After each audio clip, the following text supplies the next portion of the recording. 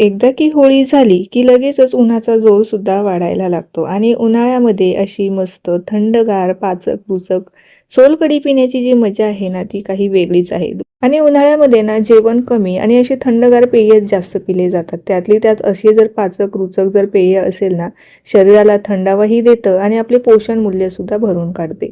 आणि उन्हाळ्यामध्ये बऱ्याच जणांना भूक कमी लागते किंवा गॅस, ॲसिडिटी, अपचनाचा सुद्धा त्रास होतच असतो. तर त्यासाठी ही सोलकढी रामबाण आहे. चला तर मग वेळ न घालवता लगेचच आपल्या रेसिपीला आपण सुरुवात करूया. रेसिपी नेहमीप्रमाणेच अगदी साधी, सिंपल, सोपी आहे. त्यामुळे तुम्हाला नक्कीच आवडणार आहे. तर त्यासाठी रेसिपीला एक लाईक जरूर करा. रेसिपीला सुरुवात करण्यापूर्वी तुम्हा सर्वांना माझे एक निवेदन आहे. तुम्ही जर माझ्या चॅनलवरती नवीन असाल, चॅनलला अजून सबस्क्राईब केले नसेल तर नक्की सबस्क्राईब करा. त्या बाजूचे जे बेल आयकॉन आहे ते सुद्धा प्रेस करा.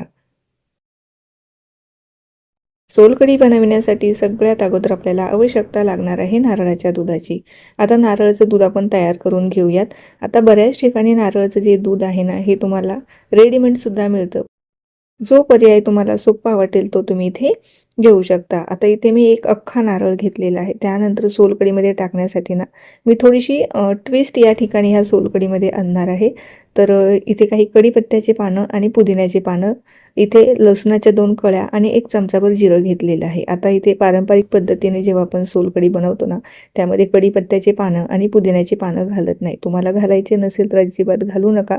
परंतु हे दोन्हीही पदार्थ घातल्यामुळे अजूनच छान अशी टेस्ट आपल्या सोलकढीला येणार आहे आणि आपल्या पोटाला सुद्धा फायदेशीरच आहे. त्यामुळे इथे मी हे दोन्हीही जिन्नस घातलेले आहे. तुम्हाला नसेल घालायचे तर स्किप करू शकता. एक तिखट मिरची घेतलेली आहे. तिखटाचं प्रमाणसुद्धा आवडीप्रमाणे कमी किंवा जास्त तुम्ही ते ठेवू शकता. सुरुवातीला काय करायचं, ह्याच्यात पाणी न टाकताच आपल्याला हे मिक्सरला फिरवायचं आहे आणि त्यानंतर साधारणतः इथे मी 1 ग्लासभर पाणी यामध्ये घालणार आहे आणि मस्त असं आपल्याला नारळाचं दूध तयार करायचं आहे. अगदी जास्तही टाकू नका, नाही तर आपलं हे जे दूध आहे ना मिक्सरच्या वरती येईल आणि मिक्सरही खराब होईल. तर हे पहा दूध तयार झालेलं आहे. त्यानंतर इथे एक भांडं घेतलेलं आहे, खाली गाळणीही ठेवलेली आहे आणि हा एक सुती कपडा घेतलेला आहे. त्यावरती आपल्याला हे नारळाचं दूध घालायचं आहे. आता चाळणीवरती बरेच जण चाळणीने हे जे दूध आहे ना ते काढतात, परंतु चाळणीमधून ना असे नारळाचे जे दुधामध्ये किंवा ह्याचे जे नारळाचे कण असतात ना ते सुद्धा खाली जाण्याची शक्यता असते आणि पितांना आपल्याला घशामध्ये खवखवण्याची सुद्धा शक्यता असते. त्यामुळे शक्यतो असा सुती कपडा घ्यायचा. मी सेफ्टी म्हणून अजून एक चाळणसुद्धा खाली ठेवलेली आहे, जेणेकरून आपली जी सोलकढी आहे ना पितांना कुठेही बारीक कण त्यामध्ये जाऊ नये, दुधामध्ये जाऊ नये याकरता. असं मस्त आपल्याला ह्या सुती कपड्याने जमेल तितकं छान असं आपल्याला हे पिळून घ्यायचं आहे. एकदा की नारळाचं दूध काढलं की ही सोलकढी बनवायला खूपच सोपी आहे. तर आता छान असं पिळून पिळून जमेल तितकं आपल्याला हे पिळायचं आहे आणि हे जे दूध आहे ते काढून घ्यायचं आहे. कारण पहिल्या बॅचमध्ये जे आपण दूध काढणार आहोत ना ते बऱ्यापैकी घट्ट असतं आणि जेव्हा दुसऱ्या बॅचला जेव्हा आपण हे नारळाचं दूध काढू ना त्यामध्ये थोडंसं पाण्याचं प्रमाण जास्त असतं. त्यामुळे सुरुवातीला छान असं पिळून काढायचं आहे आणि घेताना शक्यतो असा सुती रुमालच घ्यायचा आहे, म्हणजे नारळाचं दूधही काढायला सोपं जातं, पिळायलाही सोपं जातं आणि जे बारीक बारीक कण असतात ना ते सुद्धा रुमालातून बाहेर येत नाही. घेताना असा थोडासा जाड रुमालच घ्यायचा आहे. एकदम पातळ कपडा येतो तो वापरू नका. आता हे पहा पहिली बॅच तर आपली दुधाची निघालेली आहे. तर दूध तुम्हाला पहिल्या बॅचचं दाखवते. ते अगदीच व्यवस्थित घट्ट असतं. तर पहिल्या बॅचमध्ये बऱ्यापैकी चांगलं दूध निघालेलं आहे. दुसऱ्या बॅचमध्ये एवढं घट्ट दूध निघणार नाही. आता हीच आपलीला जी क्रिया आहे ना 2 वेळा करायची आहे. जो राहिलेला चोथा आहे ना तो पुन्हा एकदा आपल्याला ह्या मिक्सरच्या भांड्यामध्ये टाकायचा आहे, म्हणजे जे काही राहिलेलं दूध असेल ना ते सुद्धा पूर्णपणे निघून येईल. आता यामध्ये साधारणतः अर्धा ग्लास पाणी टाकायचं आहे, कारण सुरुवातीला आपण 1 ग्लास पाणी घातलेलं होतं. आता यामध्ये एवढं काही दूध राहणार नाही, त्यामुळे अर्धाच ग्लास पाणी टाकायचं आणि हीच क्रिया आपल्याला करायची आहे. ही 2 वेळा मी या नारळाचं दूध काढलेलं आहे. तिसऱ्या वेळेला जर तुम्हाला काढायचं असेल तर तुम्ही काढू शकता, परंतु मग खूप जास्त पातळ होण्याची शक्यता असते. त्यामुळे 2 वेळा ही प्रक्रिया केली ना तरीही पुरेसं दूध यामध्ये निघतं. तर हे पहा बऱ्यापैकी आपलं ह्यामध्ये दूध निघालेलं आहे आणि सुरुवातीचं जे नारळाचं दूध आणि आत्ताच्या दुधामध्ये तुम्हाला फरक दिसतच असेल. सुरुवातीचं दूध बऱ्यापैकी घट्ट होतं, आता थोडंसं पातळ निघालेलं आहे. यामुळे मी तिसऱ्यांदा ही प्रक्रिया करणार नाही आहे. तर आता सोलकडीसाठीचं जे नारळाचं दूध आपल्याला लागणार होतं ते या ठिकाणी तयार झालेलं आहे. आता बऱ्याच जणांना प्रश्न पडतो, आता उरलेला चोथा काय करायचं? तर हा चोथा ना तुम्ही याला उन्हामध्ये वाळवून याचं डेसिकेटेड कोकोनट करू शकता किंवा एखाद्या पराठ्यामध्ये जर तुम्हाला वापरायचं असेल तर तुम्ही पराठ्यामध्ये सुद्धा वापरू शकता. आता हे जे दूध आहे ना हे बनवून तुम्ही असं फ्रीजमध्ये जरी ठेवलं ना तर आयत्या वेळेला तुम्हाला जेव्हाही हवं असेल ना तेव्हा ह्यापासून सोलकढी बनवू शकता किंवा ताजी ताजी जर प्यायची असेल तर तुम्ही ताजी ताजीसुद्धा बनवून पिऊ शकता.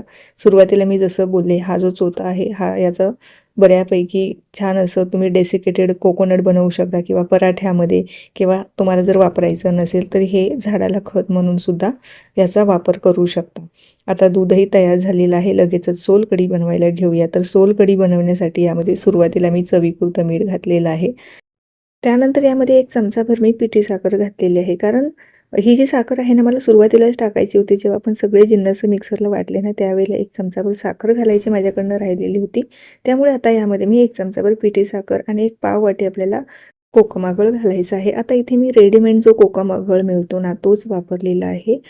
तुमच्याकडे जर कोकम असेल तर ते गरम पाण्यामध्ये 10 ते 15 मिनिटं भिजत ठेवा. त्यानंतर चाळणीने त्याचा आगळ काढून घ्यायचा आणि तो यामध्ये घालायचा आहे. आता मी इथे रेडीमेड कोकम आगळ घातलेलं आहे पाव वाटी. आता कोकम आगळाचं जे प्रमाण आहे ना तुमच्या चवीप्रमाणे तुम्हाला कमी हवं आहे किंवा जास्त हवं आहे ते यामध्ये ॲडजस्ट करू शकता. असं काही नाही, मी इथे पाव वाटी घातलेलं आहे.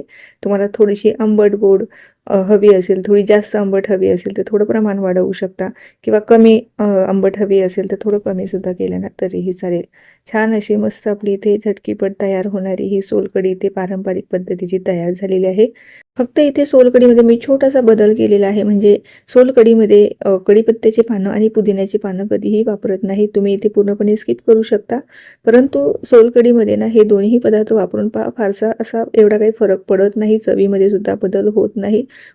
तसंही बघायला गेलं तर शरीरासाठी कढीपत्ता ही फायदेशीरच आहे आणि उन्हाळ्यामध्ये पुदिन्याचं सेवनसुद्धा चांगलं आहे. कारण पोटाला थंडावा देण्याचं काम हे पुदिना करणार आहे. त्यामुळे हे दोन्ही जिन्नस घातले ना काहीही बदल होणार नाही चवीमध्ये अजिबात. मस्त ही आपली सोलकढी या ठिकाणी तयार झालेली आहे.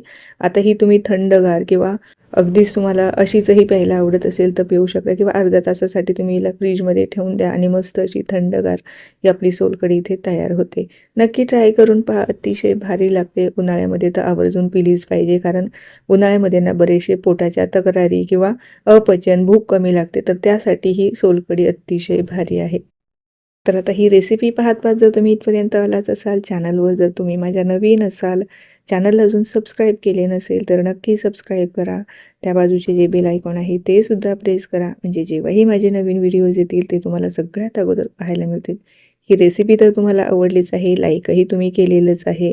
परंतु त्यासोबत ना एक छोटीशी कमेंट द्या, जेणेकरून मला अजूनच नवनवीन आणि सोप्या रेसिपी तुमच्याबरोबर शेअर करायला प्रोत्साहन मिळेल.